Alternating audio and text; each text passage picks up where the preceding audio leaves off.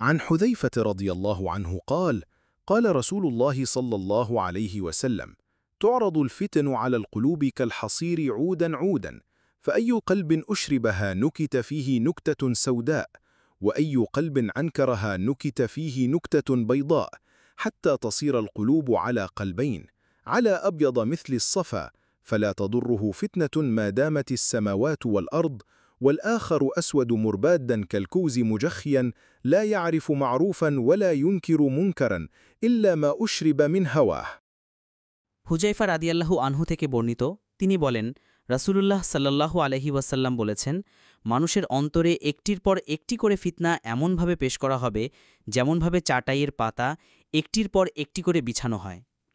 যে অন্তর তা গ্রহণ করবে তাতে একটি কালো দাগ পড়বে, আর যে অন্তর তা প্রত্যাখ্যান করবে তাতে একটি সাদা দাগ পড়বে।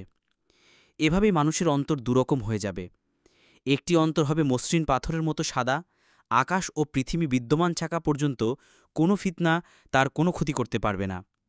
অপরটি হবে উল্টানো কলসের মতো ধূসর ও কালো, তা কোনো ভালোকে ভালো মনে করবে না এবং কোনো মন্দকে মন্দ বলে অস্বীকার করবে না, তবে তার প্রবৃত্তির মধ্যে যা ঢুকে যাবে তাই সে মেনে নেবে।